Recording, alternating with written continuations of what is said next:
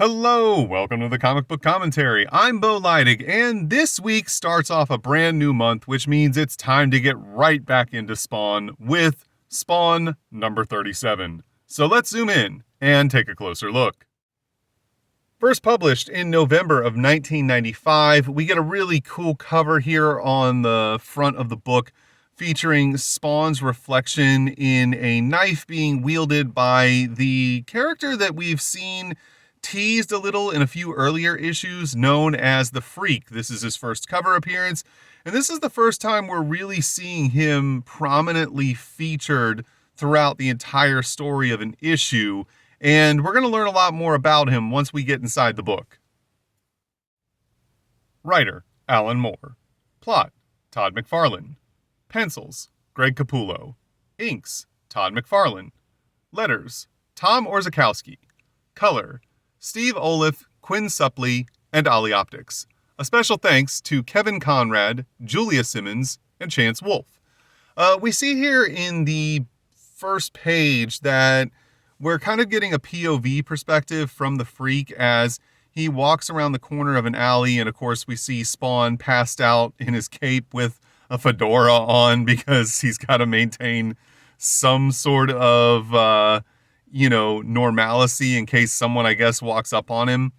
And it actually does kind of work, as Freak doesn't seem to be too surprised by this figure that he's seeing. However, keep in mind, Freak has already witnessed Spawn doing battle with the Violator at this point in the sewers, so he knows exactly who he's dealing with. Freak's monologue is a bit weird as he's speaking out loud to himself, and we see that he's not wearing a shirt or any shoes, just a pair of jeans. And he talks about how these alleyways are somehow his inheritance. And he goes on this weird diatribe of how, all of these, scummy side streets and a floor made out of dog feces and used needles is somehow his carpet, and that this has all been bequeathed to him in some way. But he doesn't realize that there's some others behind him who are listening to him ramble on this way, and they don't seem too impressed. Also, I notice here that the lettering that was used here by Tom Orzechowski is vaguely reminiscent of the lettering we see used for Mr. Gone in the Max, where it's trying to convey that perhaps the Freak's speech is a little bit weird and the pattern in which he speaks is not quite right. The Freak then states that none of this matters, how decrepit and dilapidated everything around him is, that he's going to reign supreme as the Freak over this mildew-sequined empire of outcasts and lost, as he put it. However, the men who are sneaking up behind him are not really too impressed by this, and the man who appears to be the leader says, "Oh, you hear this guy? He says he's a freak who's going to join the Supremes," which isn't really at all what he said. And then they state that he looks like he's dressed up for Halloween. But then the Freak responds by stating that he doesn't encourage trick-or-treating, as he doesn't believe it's right to encourage young children to go to the homes of strangers and ask for candy. You never know what kind of weirdos might be lurking out there. At this point, the men have kind of had enough and decide that they're just going to beat up and cut up the Freak with their knife-like objects. This is, again, falling into the comic book trope rule of cool, I guess, where rather than draw just regular-looking knives, Greg has decided to draw these absurd blades that really don't make sense. Look, I get you can potentially buy knives that do look like this, but any knife that you would ever really want to use for any real-world situation would not also have a secondary recurved blade coming out of the base of the knife's handle. This is just ridiculous. Who the hell would even make something like this? But no matter, this is what these men have been armed with. And as they spring into action, one of them notices that there's quote unquote another guy here who the leader states that they will deal with after they're done with the Freak, as they plan to cut him up as well.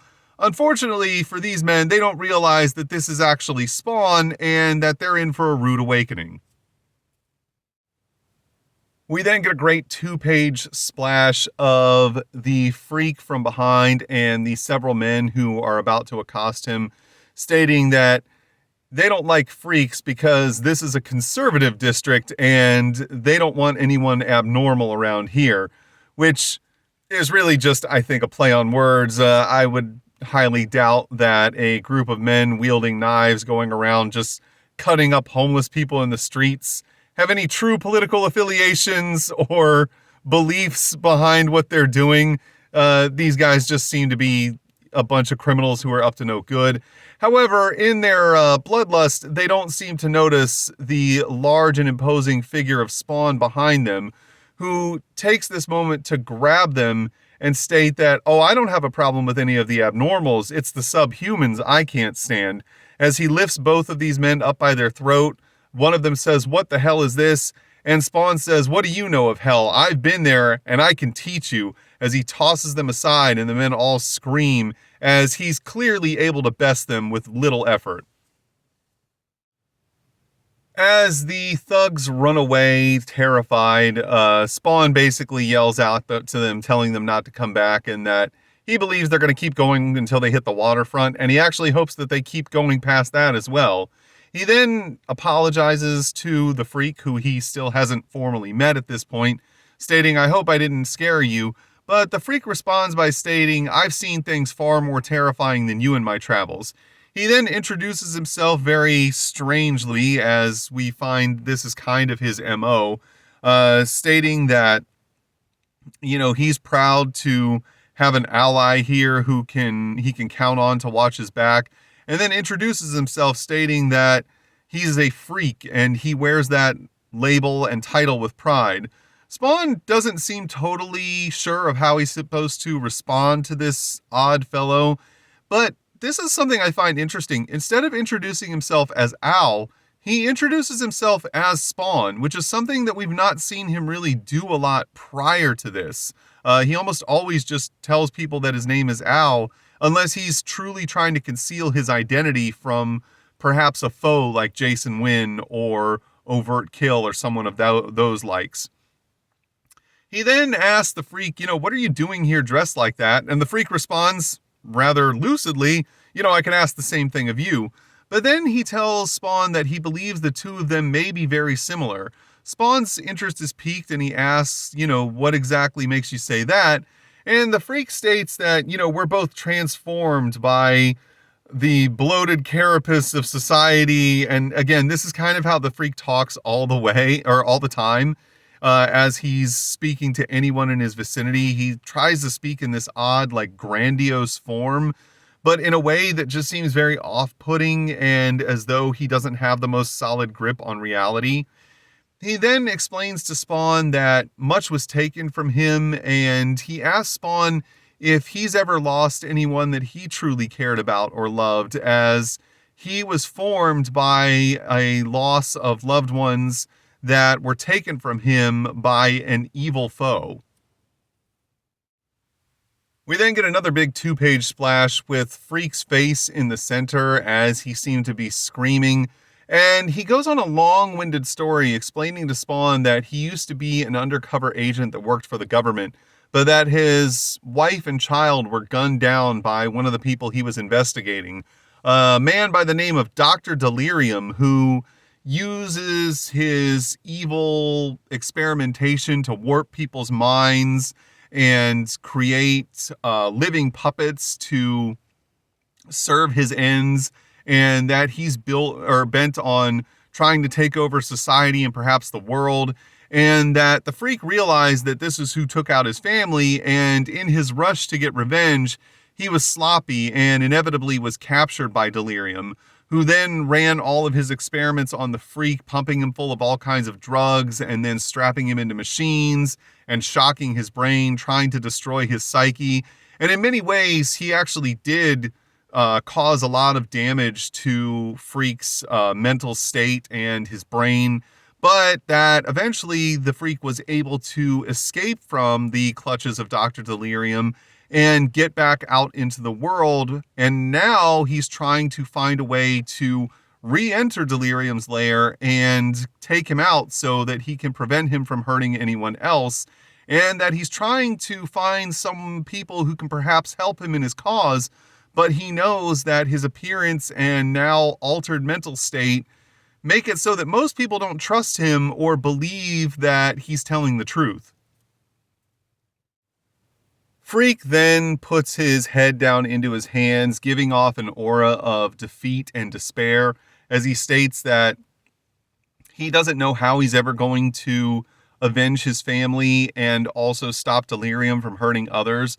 But at this point, Spawn takes some sympathy on this total stranger, because they've only just met, and puts his hand on his shoulder and states, you're not the only one whose life has been transformed by demons. I'll do what I can to help.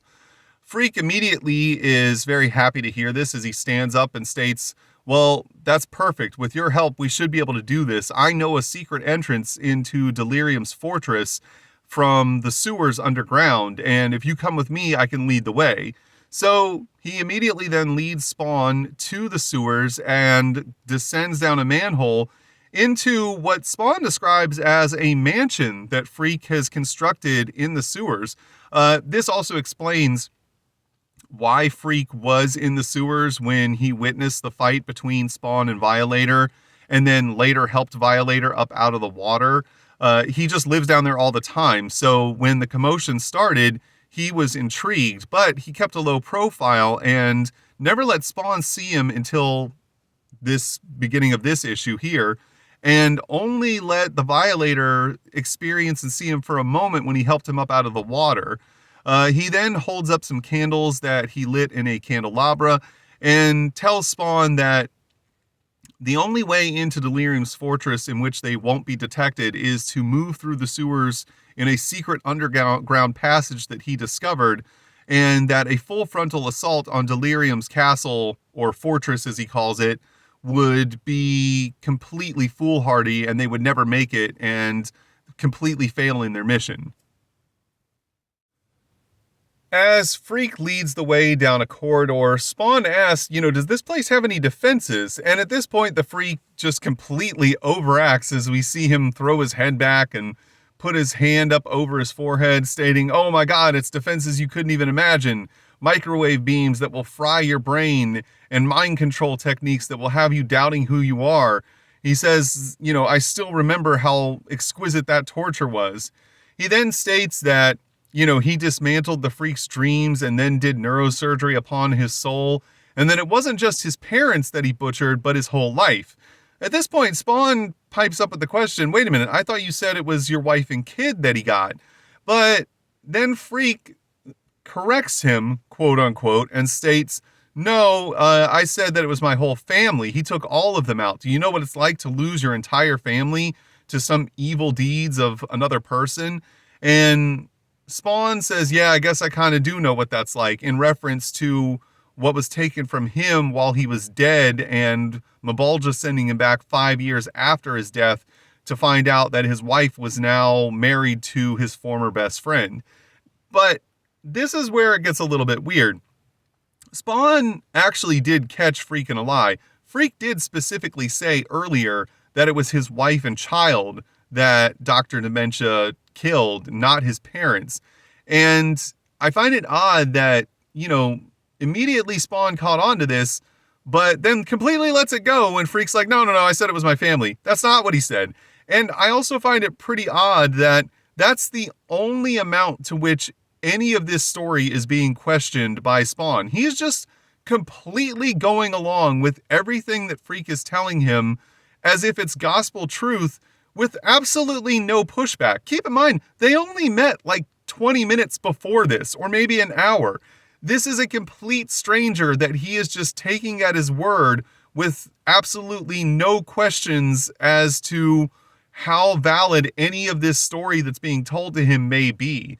As Freak punches up through the floor of the building, quote unquote, Fortress of Delirium from the sewers, He does enter a room that is littered with crazy high-tech equipment, and Spawn is taken back by this, stating, "My God, what is all this for?" And Freak explains, "Oh, these are just some of the devices that Delirium has at his disposal to destroy people's mind and turn them into mind-controlled slaves that he can order around for whatever his evil deeds may be." As they step out into the hallway, though, they're immediately spotted by some of Delirium's men, one of which is just walking around with a syringe in hand, which I find somewhat odd, as one of these men states, "Hey, you," as he sees the Freak and Spawn together and is rather surprised that anyone would be in this hallway and knows that something wrong is afoot. The four men charge forward, one of them with a syringe in hand, as I stated before, just running down the hallway with a syringe full of whatever it is, exposed needle and all. This is ridiculous. One of the men states, "Look out, it looks like a couple of the doctor's special projects decided to go walkabout." And another states, "Don't take any chances, let's get this wrapped up fast." A melee immediately ensues as the Freak says, "Watch out for their needles of nothingness," and Spawn responds by stating, "Sorry, pal, we'll take our brains unscrambled." And then the Freak tells him, "Let's show these fiends what warriors of the abyss can truly do when they engage in the maw of slaughter," which is, again, just kind of speaking to this weird, like, grandiose way in which the Freak tries to convey his ideas. Of course, these men are no match for Spawn by himself, let alone Spawn with backup. Spawn takes out the last one of them, and Freak says, "Okay, we've got to get to Delirium's inner sanctum now before they raise the alarm."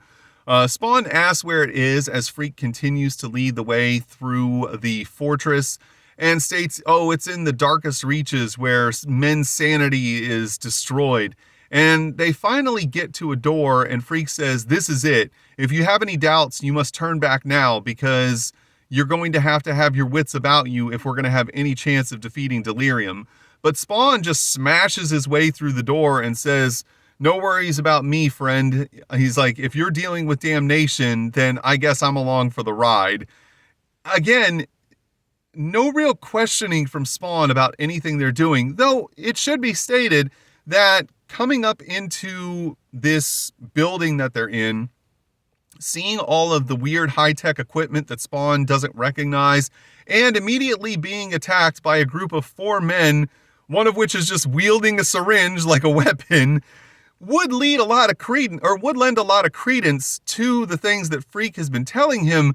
So it's kind of becoming a little bit more understandable as to why Spawn is so convinced that Freak is in fact telling him the full truth of all of this story.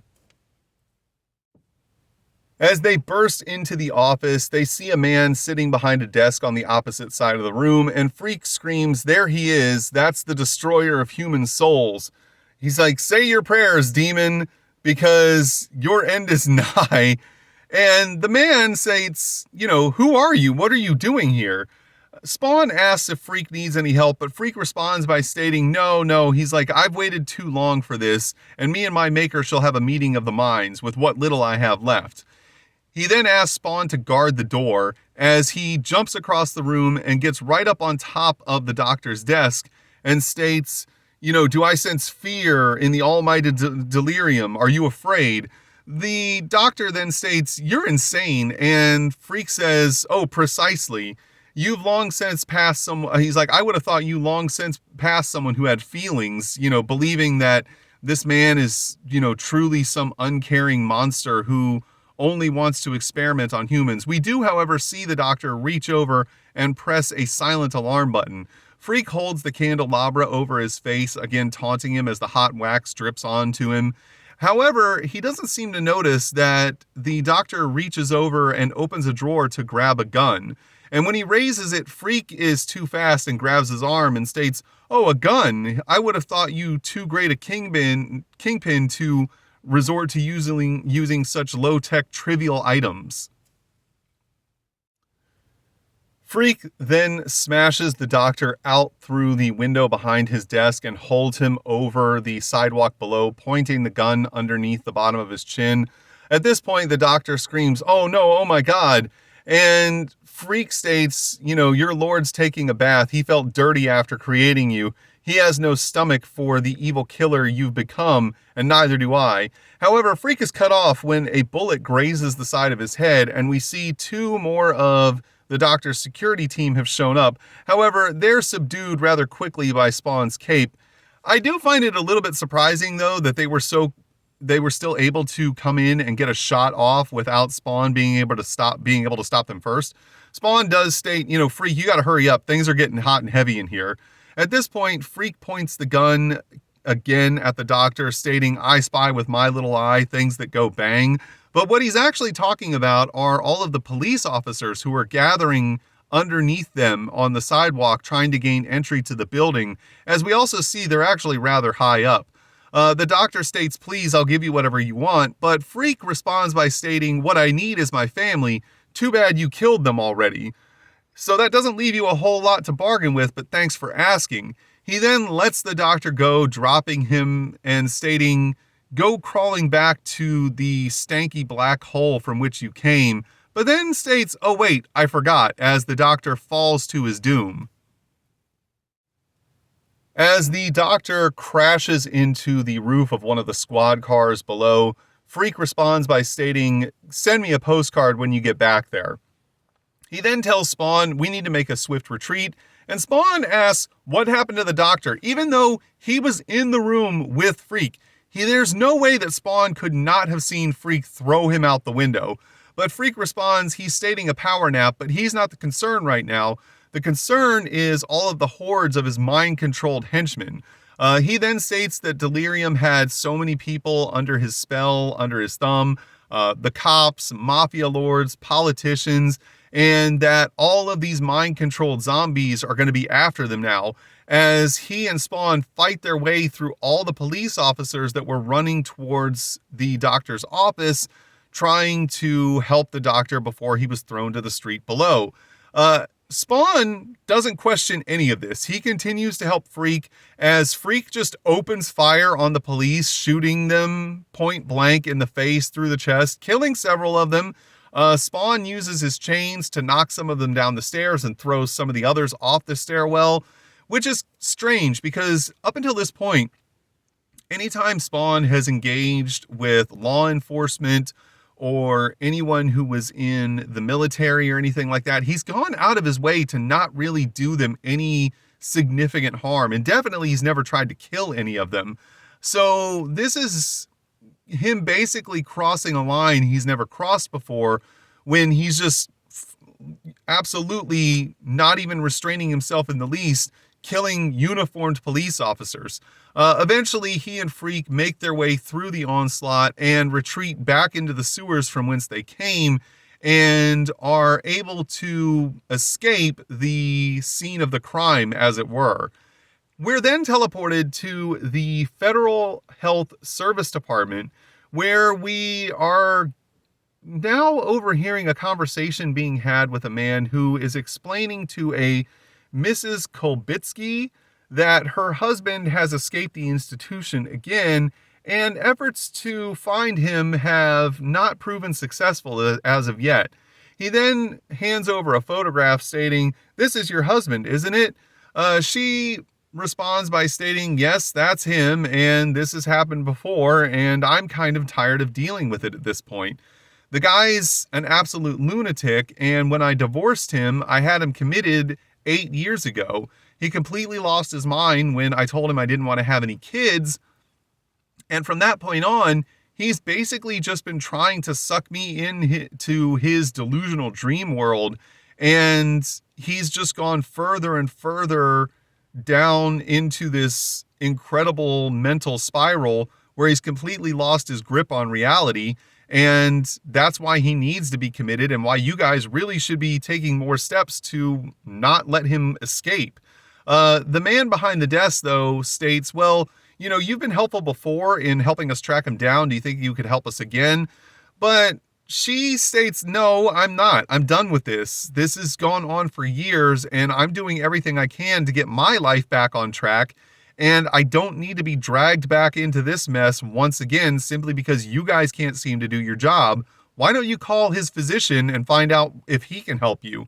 And the man responds by stating that they've been calling his physician's office and that Dr. DeLorean, who that should ring a bell to the fact that delirium and DeLorean don't sound that different from one another, is not responding, and that they're going to keep trying to get in touch with him, but right now they're kind of at a stalemate in terms of tracking down her husband.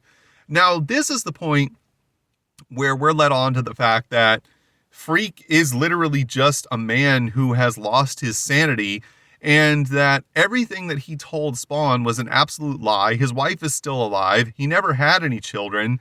His parents being killed was probably part of his delusion as well. And Dr. DeLorean was actually the physician trying to treat him, not someone who had captured him and subjected him to all sorts of mind-altering experiments. He was never captured to begin with. He was committed by his wife. Meanwhile, down in the sewers, Spawn finally confronts Freak and states, okay, Freak, now it's just you and me. Do you want to let me know what the hell we just did?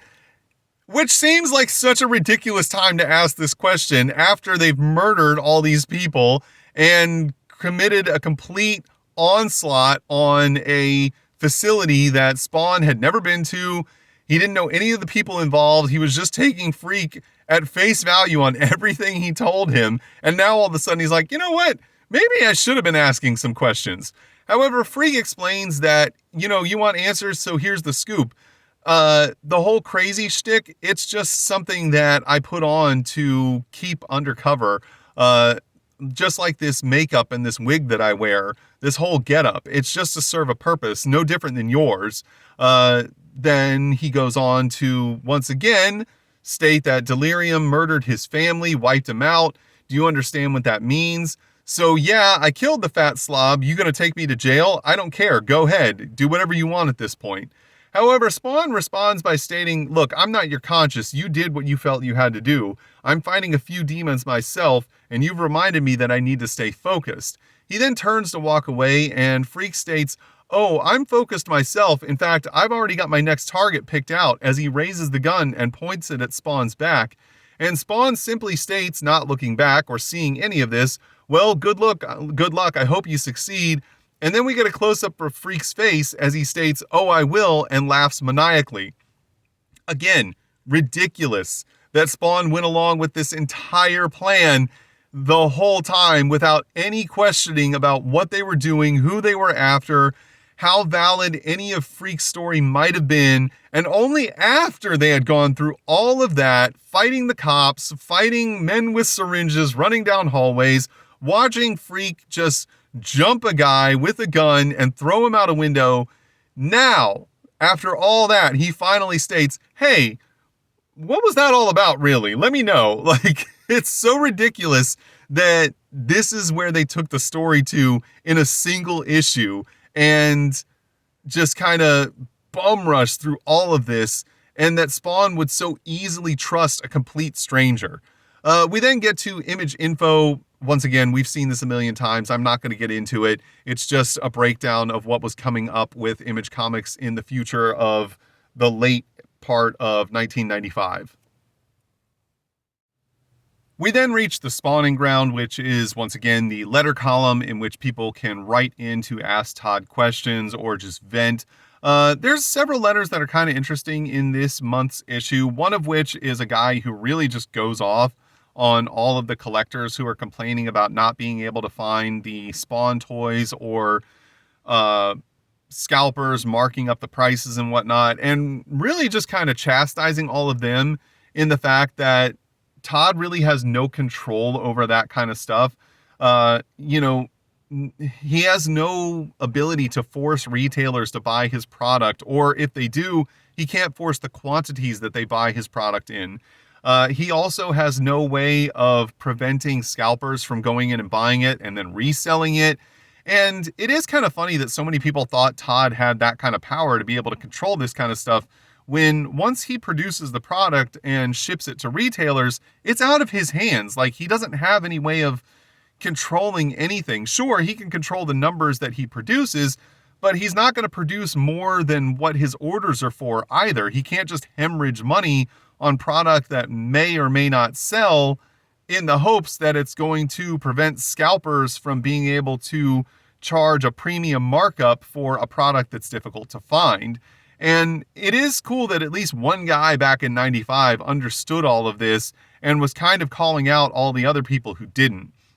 However, Todd, in his response, states that a lot of those people just don't understand the business of, toy manufacturing, which of course they didn't, and states that, for them, they may only have one retailer that they can go to. So if that retailer is already out of it, they don't have a way to get the toys at all. Or for the people who are going to all these different retailers and they're all out of it, meanwhile, a local comic book shop has already bought up all of the stock and has now marked everything up 50% and is selling it at a premium, those people may not have the money to pay those scalped prices. And for them, it is disheartening to see something that they really want and should have been able to get that has been greedily lapped up by a reseller who's just trying to, exploit them for extra profit. And it's understandable that all these people would have, valid complaints. And that's what Todd is trying to get across. He's like, look, I understand their complaints. They just don't understand that I can't do anything about it, which, it's why he allows so many people to vent about that stuff in the letter columns through so many issues, is because he realizes that while they are angry and they, want answers, it's answers that he can provide, but it's not a solution. And that's what he tries to convey in all the responses to those letters. He then goes on to explain to another reader who questions why E! Entertainment News is reporting on crimes and murders that happen in New York City, which I brought up in multiple issues and episodes of this channel, that it never really makes sense that E! is reporting on this stuff. And Todd explains it that he wanted 3 separate types of news individuals on the news page. He wanted the CNN straight news that wasn't sensationalized. Then he wanted an entertainment news outlet that was more sensational, but looking at the world news events through the lens of how it affects pop culture, and that E! was the best vessel for that. And then he also wanted another reporter who was completely, just unhinged and unreliable. And he wanted that to be the Thurston Burns character. And then he points out, if you've been paying attention, he's never with the same organization twice, which is to allude to the fact that he's constantly being fired for the ridiculous nonsense that he spews. But he drives up ratings so much that he always gets rehired by another organization because they just have dollar signs in their eyes, which I enjoy that he thinks about it like that way. In that way, he realizes that there are these sensational media personalities that are just saying whatever they need to say to get viewers hooked or to get ratings or to cause a ruckus. And he wanted someone like that represented in those pages. It was really cool to see him give the breakdown, even if, admittedly, the whole idea of E! Entertainment News pointing or reporting nationally on localized crime that's happening in New York City still kind of doesn't make sense. And he then goes on to also break down toy manufacturing to the last one of his letters, stating how they decide how many of each figure go into a crate, or what the cost involved of each individual figure is, and how bigger figures or vehicles or playsets have a higher cost of manufacturing. Therefore, he either has to ship less of them or raise the price significantly on them because of the price involved in producing them. He also then goes on to talk about a special blue-colored Spawn that was a promotional figure that only went to retailers who ordered enough of the trading cards that were produced by Jim Lee to hit a certain threshold and get those promotional figures as a giveaway, or less of a giveaway and probably more of just a sale item, which I never knew those existed. So if you happen to have one of those, keep in mind there's only like 7,000 of those that were ever produced, so there's not a large quantity of them, and you got something kind of cool and unique. We then get to the end cap portion where Todd talks about the new toy line coming out, shows off a few of the new figures like New Spawn, Sentinel, Dozer, and Future Spawn. And he does bring up that he asked people that he wants kind of feedback about what they're doing with the completely unique characters that are not from any of the comic books. In the previous wave, he had the Vertebreaker, and in this wave, he's got Future Spawn. And he's asking readers to kind of give him, some kind of opinion about if they like these unique characters that are not from any of the comic book media, and if they want more of those, or if they want him to just focus more so on the actual comic book characters and not really worry about making these like just unique figures that they think look cool, which I'm actually pretty, appreciative of the fact that he wants that feedback from the people reading and purchasing his product to know if, like, hey, do you want us to keep getting like wild and crazy and produce all these unique figures that you would otherwise never see? And obviously it must have had enough fanfare that he kept doing it, because he absolutely kept making off the wall Spawn variants that were never featured in any of the comics for years. So it must have been working out in his favor. We then get to 2 pages of order forms where you can buy graded Spawn books, you could buy Spawn merch like t-shirts, hats, a hockey jersey, all of which are super cool and I wish I had in 2025 when I'm recording this video. Unfortunately, I'm 30 years too late. Also, a bunch of memorabilia down here that you could order, like some of the toys and whatnot. I like that the order form can be ripped out of this comic book without destroying the comic book entirely and ruining any of the actual pages that have any artwork. But it does kind of stink that you'd still be ripping a page out of your comic book to try and order any of this, which is probably why so many of these still have all these order forms still within the pages. We then get an advertisement for the Erik Larsen CD-ROM Comic Book Anthology Volume 1. This is awesome. I did not realize that this existed, that there was a CD-ROM with over 650 digitized pages from Erik's outstanding comic book library, as it's stated in this ad. But this was literally just a bunch of digital comic books all on a CD-ROM that you could order directly from Erik Larsen, and it was only $30? What a valuable way, or I say valuable, cost effective would be the more adequate term, way to get your hands on all this stuff.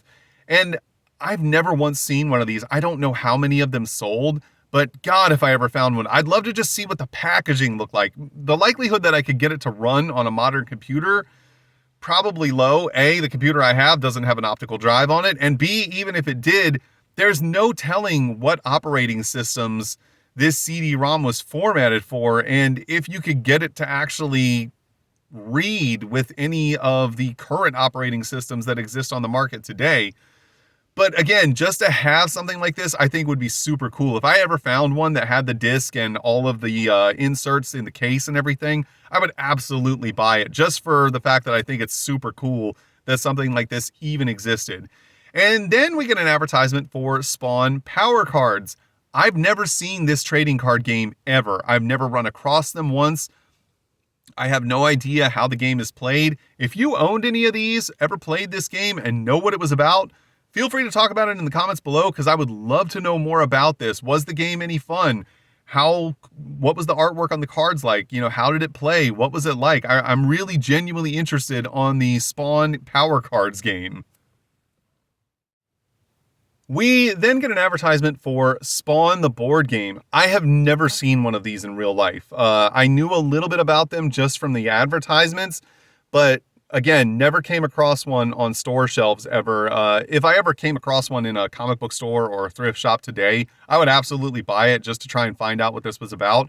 It looks like it's for 4 players, each one of them playing as a different variant of Spawn. It also comes with a miniature of the Violator and Overt Kill. And from the way it looks, each character just follows a set specific path from start to finish, and that the game changes based on cards that you draw and place along the path. I'm not certain about any of this. This is just speculation from what I can see here in the photograph. As I stated, I don't know the rules of this game. I've never played it, but it seems unique at the very least. If you ever played this and know anything about it, feel free to talk about it in the comments below, because I'd like to know more about this game. And on the reverse inside cover, we get an advertisement for Spawn Ultra action figures from McFarlane Toys, which seems like wasted space considering we already made it through the end cap portion that showed this exact same picture of future Spawn. And if you're reading Spawn, you're probably well aware of the figures being produced by McFarlane Toys, but maybe he didn't have anything else to print on the inside cover, so he just went with this and was like, hey, remember the toys we just talked about like 4 pages ago? Well, don't forget about them. Here they are again. And that was Spawn number 37. And I have mixed feelings about this book. Overall, I think the story itself was a good idea, but I feel like it wasn't executed very well. The whole idea that Spawn would just instantaneously believe Freak on everything that he says, not question a word of it, and then help him engage in a full-scale assault on a facility he had never been to so that they could find and kill a guy that he had never heard of, and then also fight their way through a whole horde of police officers, murdering half of them along the way, with literally no question as to what they were doing or why, seems ridiculous. They needed to draw this out a little bit more to make it work. In my opinion, the better way to do this would have been to make it that Freak shows up in the alleyways and slowly gains the trust of Spawn over time. And you could even write in areas where like other men in the alleys don't necessarily trust him. Like Bobby could always be like really suspicious of Freak and kind of be talking to Spawn on the side like, hey man, I don't know if you should trust this guy. He seems really weird. And eventually Spawn is convinced that Freak is quote unquote a good guy and that he should be helping him against the wishes of the other men that he's friends with, and then goes along with all of this. It would have taken a few more issues to do that, but I feel like overall the story would have made more sense and felt less rushed had they done that. Again, the story concept is there. I feel like it's just that the execution was off. But then again, these are just my opinions. Your opinions may be that they did just fine and that nothing seems off about this issue and everything was written as well as it needed to be. And if that's the case, it's okay, because everyone's entitled to their own opinions. If you enjoyed today's video, please feel free to like, comment, and subscribe. And thanks for stopping by. Have a great day.